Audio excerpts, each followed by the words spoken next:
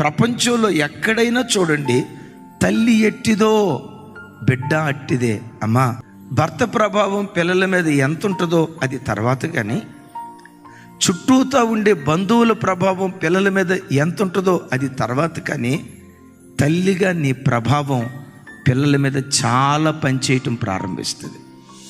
ఒక భక్తుడు ఇలా అంటాడు, గుండెల్లో రాసుకోండి మాట.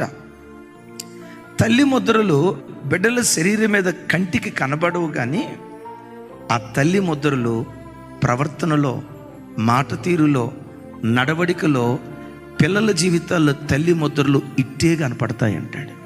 తల్లి ముద్రలు రబ్బర్ స్టాంపు లాగా ఒంటి మీద కనపడవు, టాటూస్ లాగా ఒంటి మీద కనపడవు, స్టిక్కర్ లాగా ఒంటి మీద కనపడవు.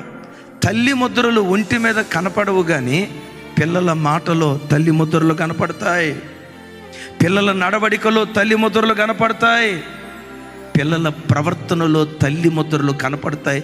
లేఖనం కూడా దాన్ని ఆమోదిస్తూ. బైబిల్లో ఒక కన్నీటి ప్రార్థనా పరుడు ఉన్నాడు. ఆయన గూర్చి లేఖనం అంటుంది, ఆ ఒక్క వ్యక్తి ప్రార్థన చేస్తే ఆ ఒక్క వ్యక్తి ప్రార్థన దేశానికి కవచంగా మారిపోయిందట. ఎవరైనా సమూయేల్. నేను ఒక మాట అంట, సమూయేలా ఇంత గొప్ప ప్రార్థనాత్మ నీకు ఎక్కడి నుంచి వచ్చిందయ్యా? నవ్వుతూ అంటాడు, ఎక్కడి నుంచి వచ్చేది ఏముంది సార్, షిలోహు మందిరంలో చాలామంది తల్లులు వస్తా పోతూ ఉంటారు కదా. షిలోహు మందిరంలో ఉన్న తల్లులందరిలో అత్యంత కన్నీటి ప్రార్థన పరురాలు నన్ను కన్న తల్లే సార్. నా కన్న తల్లి మీద నిలిచిన ప్రార్థనాత్మ నా తల మీద కుమ్మరించబడింది సార్. నా తల్లి రోధించే తల్లి, నా తల్లి అంగలార్చే తల్లి.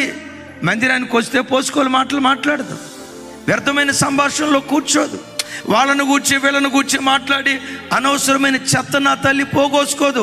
మందిరంలో అడుగు పెట్టిందంటే నా తల్లికి ఒకటే తెలుసు, కన్నీళ్లతో దేవుని పాదాలు తడపటం ఒక్కటి నా తల్లికి తెలుసు.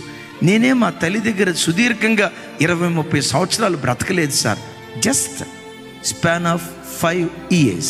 నా తల్లి ముద్రలు నా శరీరం మీద లేవు, కానీ నా తల్లి ప్రార్థన ముద్ర నా ప్రవర్తనలో కనపడుతుంది సార్.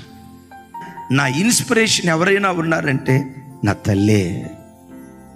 అమ్మా, నీ పిల్లలకు నువ్వు కోట్ల రూపాయల ఆస్తి సంపాదించి పెట్టకపోయినా పర్వాలా, ఈ ఒక్క సాక్ష్యాన్ని పొందుకో, నిన్ను మించిన ధన్యురాలు ఇంకొకళ్ళు ఎవరూ లేరు.